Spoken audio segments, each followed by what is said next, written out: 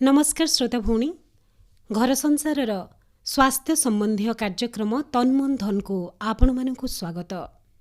आमर आजिर आलोचनार विषय होउची नवजात शिशु पाई माँ क्षीरर अमृत गुण। ए विषय रे आलोचना करिबा पई आज आम गहन उपस्थित अछंती डाक्टर सीतांशु कुमार मेहेर। आसंतु ए विषय रे पचारि बुझिबा। नमस्कार सर। नमस्कार मैडम। आमर कार्यक्रम को आपन को स्वागत। आकाशवाणी समस्त श्रोता मानक मो तरफ नमस्कार जनाऊँगी। आज्ञा प्रथमे सर आमर श्रोता भौणी मानक कहबे प्रति वर्ष अगस्ट मास 1 तारिख रु 7 तारिख जाए विश्व स्तन्यपान सप्ताह पालन करिवार मूल उद्देश्य कौन? मूल उद्देश्य होची आमे माँ क्षीर विषय रे सचेतनता सृष्टि करिवा आउ माँ क्षीर विषय रे जो भ्रांत धारणा रही ताकू दूर करिवा। आज्ञा आउ माँ क्षीर जेमती आमे घरे जेमती समस्त के सहयोग करिवे से हिसाब रे हमर गोटे सेंती वातावरण सृष्टि करिवा। यह होची हमर मूल उद्देश्य। आम समाज रे आज भी स्तन्यपान को नहीं अनेक भ्रांत धारणा रही। एही सप्ताह माध्यम रे आमे केउ वार्ता समाज को देबाकू चाहूछु?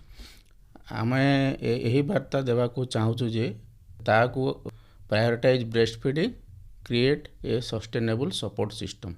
ता माने हला जे आमे माँ क्षीर को प्राधान्य देबा एवं माँ क्षीर जेमती आमे करिबा ता पई गोटे सपोर्ट सिस्टम बा सहायक सिस्टम आम घरे आमे तैयारी करिबा जेमती परिवार रो समस्त सदस्य माँ को उत्साहित करिवे माँ क्षीर देबा पई। आज्ञा माँ क्षीर को शिशु पाई अमृत बोली काहे की कहा जाए? एथिरे एमिति केउ पोषक तत्व थाए जहा बाहर क्षीर रे न थाए?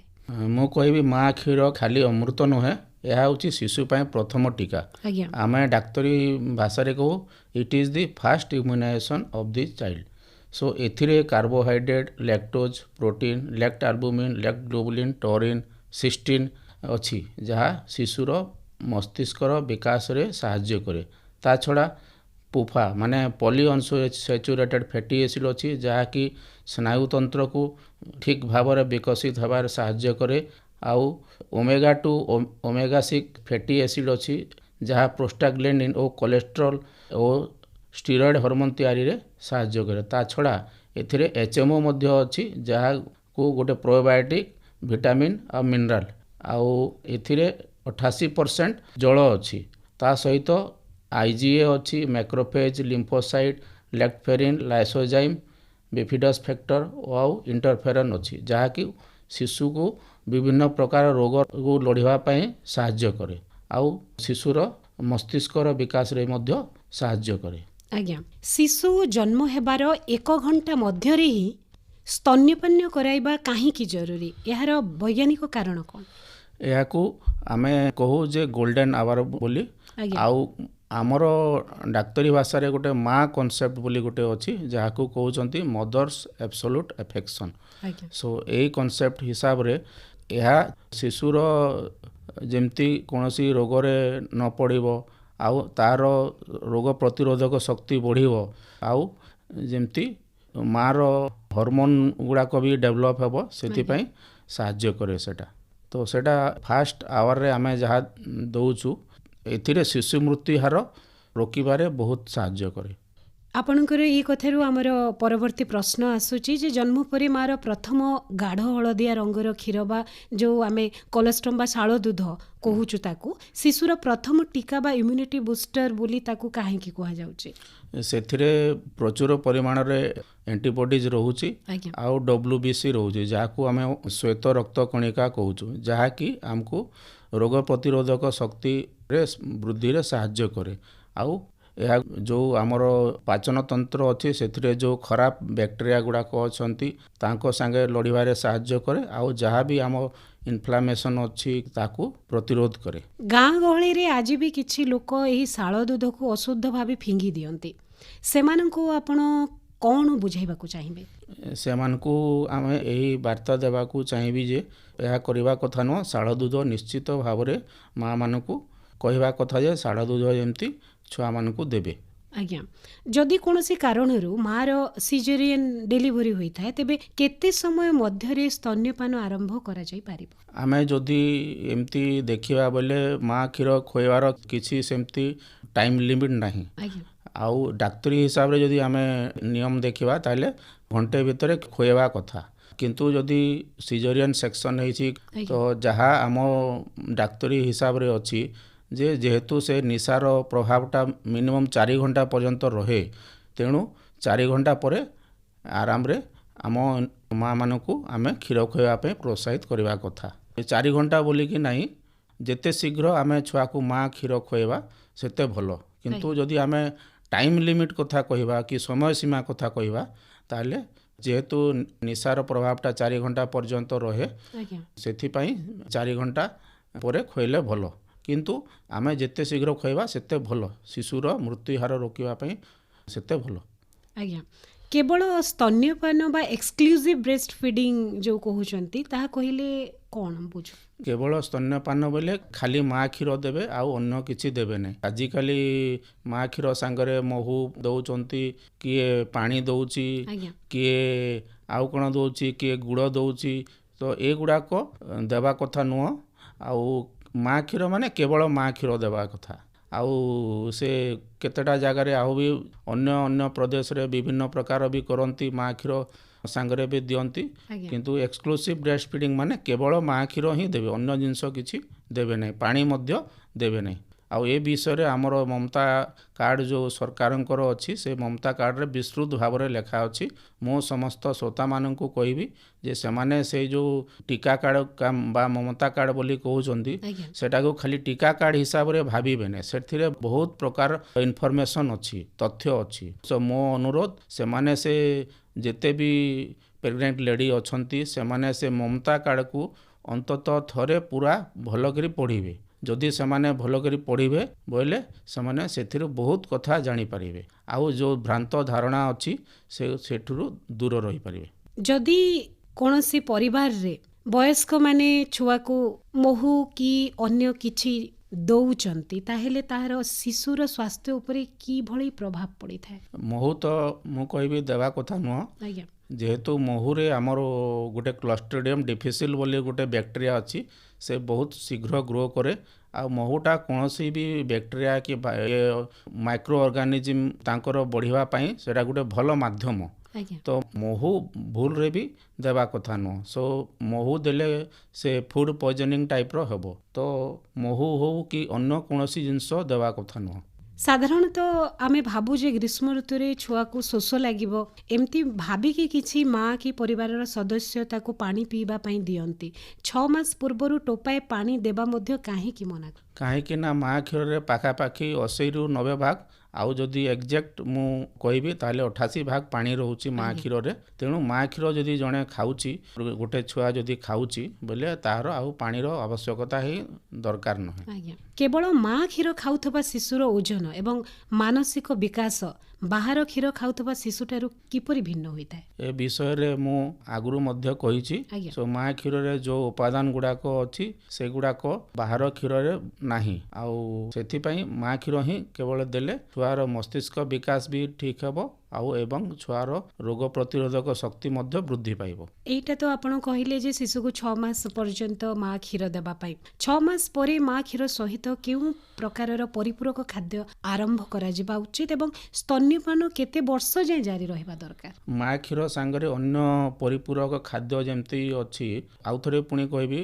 अनुरोध करिबी से ममता कार्ड रे से विषय रे विस्तृत भाव रे सबु हमर राज्य सरकार को तरफरु लेखा जाइछि। तो सेथिरे बयस हिसाब रे विभिन्न प्रकार खाद्य हिसाब रो सेथिरे गोटे तालिका मध्य अछि। तो से तालिका हिसाब रे आमे देबा। आउ जेमती जदि आमे अन्य डबा क्षीर देबा कि जहाँ भी देबा जेमती सेरेलैक हला कि प्रकार हला, ताले से गुड़ाक गोटे प्रॉपर तार गोटे डाइल्यूशन अछि। बहुत जगह रे से डाइल्यूशन हिसाब रे न देले छुआर ओजन ठीक हिसाब रे बढ़िबो नै। तो आमे जदि एक रे तो फास्ट रे से ममता कार्ड देखिकी सेथिरे जहाँ लेखा आइछि सेटा देबा। दुई रे जदि आमे किछि डबा क्षीर दउछु जेमती हला सेरेलैक हला कि ए टाइप रो हला जहाँ मिलुछि साधारणतः, तो सेथिरे आमे केते पानी रे केते पाउडर मिसाइबा तार माप अछि से माप हिसाब रे ही देबा आ जदि माप हिसाब न देबा ताहले शिशु को जेतकी परिमाण रो तार न्यूट्रिशन मिलवा कथा सेटा सेतिकी मिलबो नै तो फास्ट तो आमे से जहा सरकार को मार्गदर्शिका हिसाब रे करबा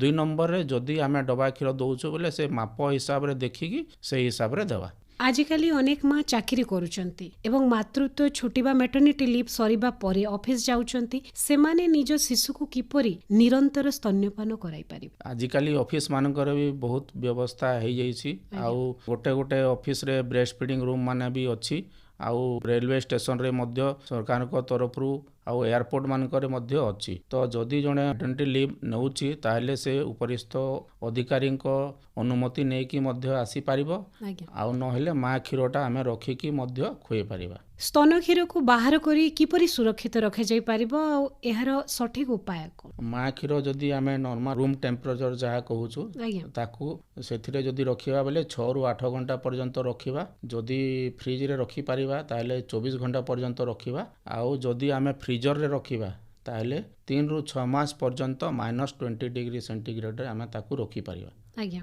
संगृहित माँ क्षीर को छुआ को देबा पूर्वरु किपरि गरम करा जेबा उचित काहे कि सीधा सड़क गैस रे गरम करा जाए नाही प्रश्नटा सेटा गरम करदेले जहाँ पोषक तत्व गुड़ाक रोचे से गुड़ाक नष्ट हो जाए से गरम करी क्षीर को गरम करने कथा नुह माने ताकू सीधा सड़क व्यवहार करबा सीधा सड़क व्यवहार करबा उचित। ऑफिस रे थिबा समय रे माँ माने क्षीर स्टोर करबा पई बा जमा करबा पई क्यों प्रकार रो पात्र बा कंटेनर व्यवहार करबा उचित। हमरो साधारणतः प्लास्टिक व्यवहार करबा कथा नुह जेहेतु सेटा कार्सिनोजेनिक आउ आमे नॉर्मली घरे जा यूज करछु डेक्ची बा कड़े टाइप रो नहले जदि आमे काच बोतल व्यवहार करले सबुथुर भलो। आज्ञा कर्म क्षेत्र रे माँ मानकु स्तनपान पई सुविधा देबा दिगरे ऑफिस कर्तृपक्षंकर किभଳି दायित्व रहिबा उचित। ऑफिस कर्तृपक्षंक हमर जो गाइडलाइन हिसाब रे गोटे ब्रेस्ट फीडिंग रूम रहिबार अछि जोठी माँ माने छुआ को नेकी क्षीर खोई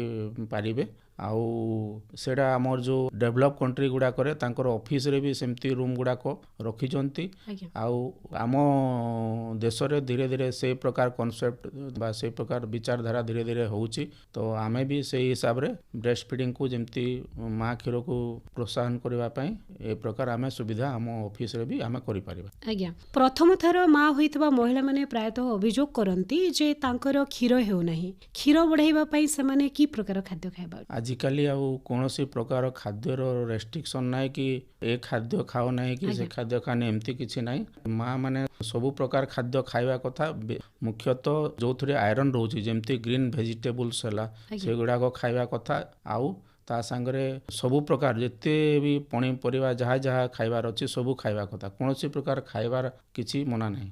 आज्ञा एटा तो गला माँ किपरि कौन खाइबे स्तन्यपान कराइबा समय रे मार बसिबा बा सोइबार सठिक शैली केमिति हेबा दरकार जेपरि शिशु पेट को गैस जीव नाही कौन हुए ना छुआ माने क्षीर खाइला समय रे पवन पी दियंती से पवन न बाहरिबा पर्यंत छुआ टिके पटसपट हेबो बांती करबो एगुडा करबो तो आमे जदी सठिक शैली कहबा बोले आमे 45 डिग्री इंक्लाइन पोजीशन जहा को आमे कहू टिके सोइला भलिया पोजीशन रे करबा आउ माँ क्षीर खोई साइला परे छुआ को टे खांदे रखी थापुड़े जहाँ को आमे डाक्तरी भाषा रे बर्पिंग कहू तो एटा करले छुआ जो क्षीर खाइला समय जो पवन पी दिए से पवनटा बाहरी जीवो आउ तापरे आउ किसी असुविधा हेबनी। आज्ञा जदि माँ को ज्वर सर्दी बा कौन से संक्रमण होता है तेबे कौन से शिशु को स्तन्यपान कराई पारिबे एहा द्वारा शिशु को रोग हबार भय थाए कि माँ क्षीर सर्दी खास हेले भी माँ क्षीर खुए पारिबे एमती किसी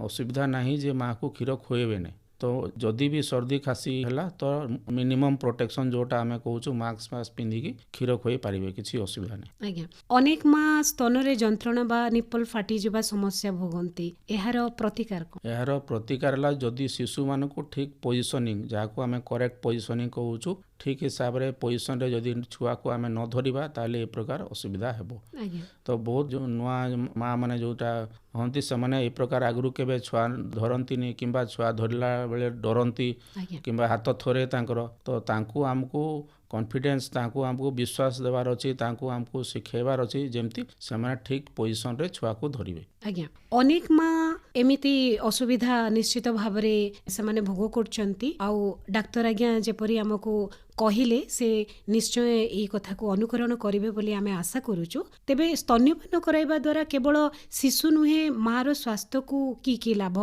ମିଳିଥାଏ ଯେପରିକି ଓଜନ କମିକି କି କିଛି କୌଣସି ରୋଗରୁ ରକ୍ଷା ପାଆନ୍ତି ମା ମାନେ? ହଁ ମା ସ୍ତନ୍ୟପାନ କରିବା ଦ୍ୱାରା ଆମର ମାର 4-5ଟା ଉପକାର ହେଇଥାଏ। ପ୍ରଥମରେ ହେଉଛି ୟୁଟେରାଇନ୍ ଇନଭଲ୍ୟୁସନ୍ ଯେଉଁଟାକି ମାର ଯେଉଁଟା ଗର୍ଭାଶୟ କହୁଛୁ ଆମେ ତାକୁ ଠିକ୍ ହିସାବରେ ସେଇଟା ତାର ପୂର୍ବ ସ୍ଥିତିକୁ ଫେରିଯାଏ। 2 ନମ୍ବର ହେଲା ଯାହାକୁ ଆମେ PPH କହୁଛୁ। PPH ମାନେ ପୋଷ୍ଟପାର୍ଟମ୍ ହେମୋରେଜ୍। ଆଉ ପୋଷ୍ଟପାର୍ଟମ୍ ହେମୋରେଜ୍ ପାଇଁ ବହୁତ ମା ମାନଙ୍କର ମୃତ୍ୟୁ ହୋଇଯାଏ। ସେଥିପାଇଁ ତାର ରିସ୍କଟା କମିଯାଏ। ସେଇଟା ଗୋଟେ ନ୍ୟାଚୁରାଲ କଣ୍ଟ୍ରାସେପ୍ସନ୍ ହିସାବରେ କାମ କରେ 6 ମାସ ପାଇଁ। ତାପରେ ଯଦି ଆଉ ଆମେ ବିଚାର କରିବା ଆଉ କହିଲେ ବ୍ରେଷ୍ଟ କ୍ୟାନ୍ସର ଯେଉଁଟା ଆମେ କହୁଛୁ ବ୍ରେଷ୍ଟ କ୍ୟାନ୍ସରର ଚାନ୍ସ କମିଯାଏ। ଆଉ ତା ସାଙ୍ଗରେ ଏଇ ଯେଉଁ ଟାଇପ୍ 2 ଡାଇବେଟିସ୍ ଏଗୁଡ଼ାକ ଅଛି ୟାର ବି ଆଶଙ୍କା ବହୁତ କମ୍ ହେଇଥାଏ। ତ ମାର ଏ 4-5ଟା ଯେଉଁ ଉପକାର ହେଇଥାଏ ସେଥିପାଇଁ ମା କ୍ଷୀରକୁ ଆମେ ପ୍ରୋତ୍ସାହିତ କରିବା ଉଚିତ। ଆଜ୍ଞା ସ୍ତନ୍ୟପାନ କରାଇବା ସମୟରେ ମା ନିଜ ମାନସିକ ସ୍ୱାସ୍ଥ୍ୟ ଏବଂ ଆରାମର କିପରି ଯତ୍ନ ନେବେ? ମା ସ୍ତନ୍ୟପାନ କରାଇବା ସମୟରେ ମା ମାନେ ଷ୍ଟ୍ରେସ୍ ଫ୍ରି ଲାଇଫ୍ ଫାଷ୍ଟ ତ ହେଲା ମୁଁ କହିବି ପଜିଟିଭ୍ ଥିଙ୍କିଂ। ଫାଷ୍ଟ ନିଜ ମା ମାନେ ଚିନ୍ତା କରିବାର ଅଛି ଯେ ମୋର କ୍ଷୀରଟା ହେଉଛି ଆଉ ମୁଁ ମୋ ଛୁଆକୁ କେମିତି କ୍ଷୀର ଖୁଏଇବି। ଆଉ ମା ହେବାଟା ଗୋଟେ ଭଗବାନଙ୍କର ଗୋଟେ ଆଶୀର୍ବାଦ ହିସାବରେ ଭାବିବାର ଅଛି। ଆଉ ପରିବାର ଲୋକଙ୍କର ବି ସେତିକି ଦାୟିତ୍ୱ ଅଛି ଯେଉଁମାନେ ପରିବାର ଅନ୍ୟ ସଦସ୍ୟମାନେ ସେମାନେ ଯେମିତି ମା ମାନଙ୍କୁ ସବୁ ଆମେ ଯାହା କହୁ ପଜିଟିଭ୍ ଥିଙ୍କିଂ ମାନେ ସବୁବେଳେ ପଜିଟିଭ୍ କଥା ଭାବିବେ। କେତେବେଳେ ଏଟା ନାହିଁ ସେଟା ନାହିଁ କି ହଁ ସକାରାତ୍ମକ ମନୋଭାବନା ତାଙ୍କର ରହିବାର ଅଛି। ଆଉ ନିଜର ମାତୃତ୍ୱକୁ ସେ ଉପଭୋଗ କରିବାର ଅଛି ଯେଉଁଟାକି ଭଗବାନଙ୍କର ଆଶୀର୍ବାଦ। ତ ସେଇ ଜିନିଷଟାକୁ ସେ ଭାବିଲେ ଆଉ ଏ ପ୍ରକାର କିଛି ଅସୁବିଧା ହେବ ନାହିଁ। ଆଜ୍ଞା ଶେଷରେ ଶିଶୁର ସ୍ତନ୍ୟପାନ ଯାତ୍ରାକୁ ସଫଳ କରିବାରେ କେବଳ ମା ନୁହେଁ ବରଂ ଜଣେ ସ୍ୱାମୀ ଏବଂ ପରିବାରର ଅନ୍ୟ ସଦସ୍ୟମାନଙ୍କର କି ଭୂମିକା ରହିବା ଉଚିତ ଏବଂ ଆପଣ ଆମ ଶ୍ରୋତା ଭଉଣୀମାନଙ୍କୁ କ'ଣ ସନ୍ଦେଶ ଦେବେ ବା ବାର୍ତ୍ତା ଦେବେ? ମୁଁ ଏହି ବାର୍ତ୍ତା ଦେବି ଯେ ପ୍ରଥମ କଥା ହେଲା ସେମାନେ କେବେ ଭାବିବେ ନାହିଁ ଯେ ମୋର କ୍ଷୀର ହେଉନାହିଁ ବୋଲି।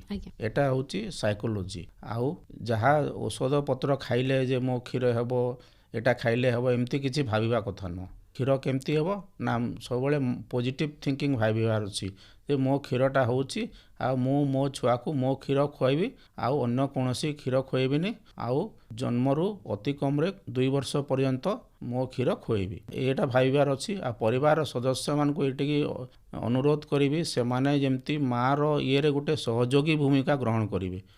ତ ସେଇଟା ହେଲେ ଗୋଟେ ପରିବାରର ବାତାବରଣ ଗୋଟେ ଆଟମସ୍ଫିୟର ଆମେ ଯାହା କହୁଛୁ ସେଇଟା ବହୁତ ସୁନ୍ଦର ହେବ।